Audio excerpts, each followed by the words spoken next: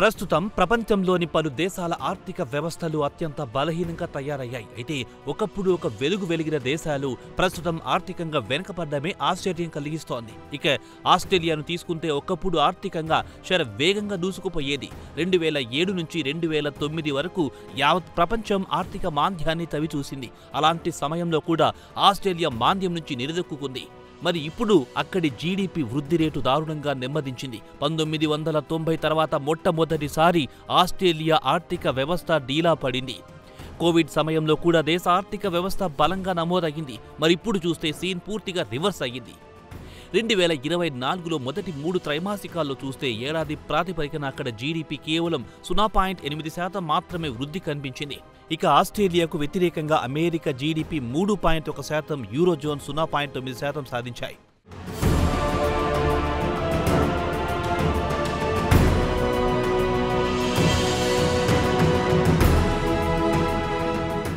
వరుసగా గత 7 త్రైమాసికాల నుంచి చూస్తే ఇక్కడి తలసరి ఆదాయం మాత్రం నెగిటివ్గా నమోదవుతోంది.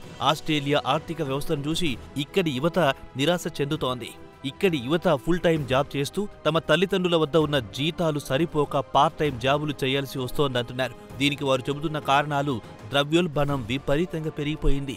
ధరలు సామాన్యుడికి అందుబాటులో లేకుండా పోయాయి.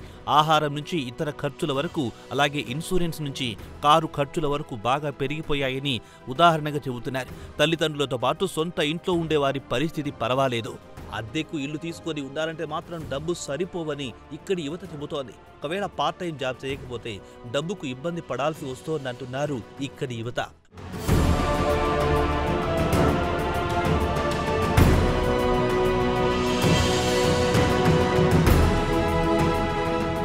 ప్రపంచంలోని ఇతర దేశాల మాదిరిగానే ఆస్ట్రేలియాలో కూడా కోవిడ్-19 తర్వాత నుంచి నిత్యావసర ధరలు చుక్కలనంటాయి. డిసెంబర్ 2022లో ద్రవ్యోల్బణం అత్యధికంగా 7.8% ఎగబాకింది. అదే సమయంలో వేతనాలు మాత్రం పెరగకుండా అక్కడికక్కడే స్తంభించిపోయాయి. ఇక వేతనాల విషయానికి వస్తే ఓఈసీడీ దేశాల్లో 2019 నుంచి సరాసరి 1.5% పెరిగాయి. ఇక ఆస్ట్రేలియాలో వాస్తవ వేతనాలు తీసుకుంటే గతేడాది కోవిడ్ కంటే ముందున్న వాటితో పోల్చుకుంటే 4.8% తక్కువగానే ఉందని ఓఈసీడీ డేటా బట్టి చూస్తే తెలుస్తోంది. ఇక ఆస్ట్రేలియా విషయానికి వస్తే 1992లో ఆర్థిక మాంద్యం నుంచి కోలుకుని అటు వరుసగా 28 సంవత్సరాల పాటు ఏకబిగిన దేశ ఆర్థిక వ్యవస్థ శరవేగంగా దూసుకుపోయింది. 2020లో కోవిడ్-19లో కూడా దేశ ఆర్థిక వ్యవస్థ బలంగానే ఉంది.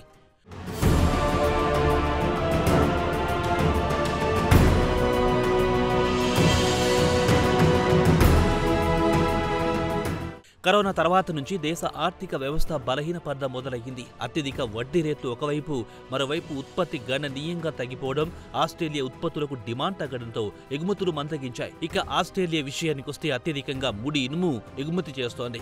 ఇక ఆస్ట్రేలియా ప్రభుత్వం అధికారికంగా ఆర్థిక మాంద్యంలో కూరుకుపోలేదని చెప్పకపోయినా ఇక్కడి ప్రజల పరిస్థితి చూస్తుంటే వాస్తవాలు తెలుస్తాయి. ఎందుకంటే ఫుల్ టైం జాబ్ ఉండి మంచి ఆదాయం ఉన్నా పెరుగుతున్న ఖర్చులు ఏ మూలకు సరిపోవడం లేదు. క్రిస్మస్ కంటే ముందు ఆస్ట్రేలియాకు చెందిన సాల్వేషన్ ఆర్మీ ఓ సర్వే నిర్వహించింది.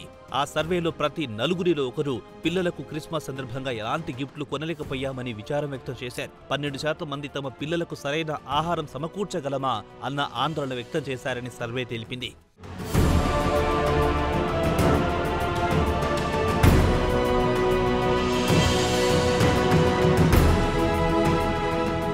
దీనికంతటికి కారణం reserve bank of Australia mortgage రేట్లు పెంచడమే. ఇళ్ల కోసం తీసుకున్న రుణాలపై పెద్ద ఎత్తున వడ్డీ రేట్లు పెంచడంతో మధ్యతరగతి ప్రజలు విలవిల్లాడిపోతున్నారు. కరోనా సమయంలో బెంచ్ మార్క్ వడ్డీ రేటు 0గా ఉన్న రేటు కాస్త అక్కడి రిజర్వ్ బ్యాంక్ ఏకంగా 4.35% పెంచింది. దేశంలో ద్రవ్యోల్బణం విపరీతంగా పెరిగిపోవడంతో రిజర్వ్ బ్యాంక్ వడ్డీ రేట్లను పెంచాల్సి వచ్చిందని వివరణ ఇచ్చుకుంది. కాగా ఇక్కడి ఆర్థికవేత్తలు కూడా అత్యధిక వడ్డీ రేట్ల వల్ల ఆర్థిక వ్యవస్థ మందగించిందని చెబుతున్నారు. వినియోగదారులు డబ్బు ఖర్చు చేయడం లేదు కాబట్టి ఆర్థిక వ్యవస్థ బలహీనంగా ఉందని వివరిస్తున్నారు. ఇక ఆస్ట్రేలియాలో ఇళ్ల కొరత విపరీతంగా ఉంది. 2027 నాటికి 106,000 ఇళ్ల కొరత ఏర్పడుతోందని National Housing Finance and Investment Corporation అంచనా వేసింది. ఇళ్ల కొరత వల్ల ఇక్కడ స్థిరాస్తుల ధరలు పెరిగిపోయాయి. అదే సమయంలో ఇంటి అద్దెలు సామాన్యుడికి అందుబాటులో లేకుండా పోయాయి.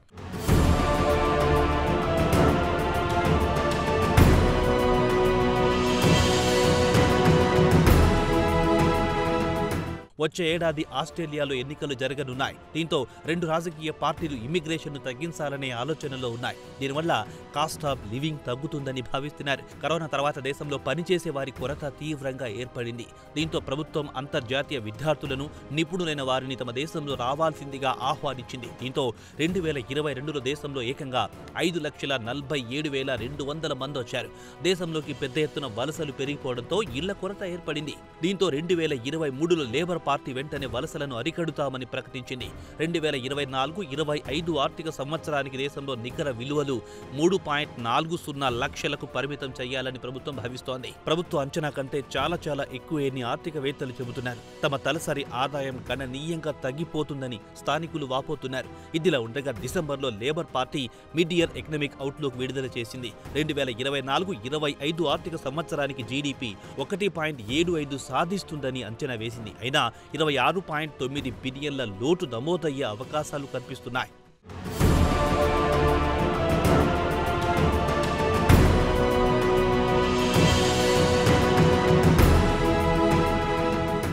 కరోనా తర్వాత ప్రపంచంలోని పలు దేశాల భవిష్యత్తును దృష్టిలో ఉంచుకుని గ్రీన్ ఎనర్జీపై పెట్టుబడులు పెట్టాయి. ఆస్ట్రేలియా విషయానికొస్తే ఎలాంటి విజన్ లేకుండా, దీర్ఘకాలిక ప్లానింగ్ లేకుండా ఇళ్ల నిర్మాణాలపై వ్యయం చేసింది.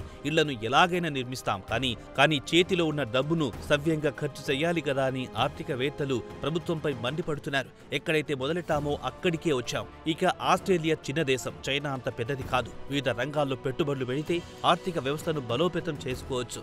దీనికి విదేశాల్లో పెట్టుబడులను ఆకర్షించాలి. దానికి తగ్గట్టుగా సరైన ఫ్రేమ్వర్క్ ఉండాలని ఆర్థికవేత్తలు సూచిస్తున్నారు. మరి వీరి మాటలు ప్రభుత్వం చెవిన పడుతాయో లేదో వేచి చూడాల్సిందే.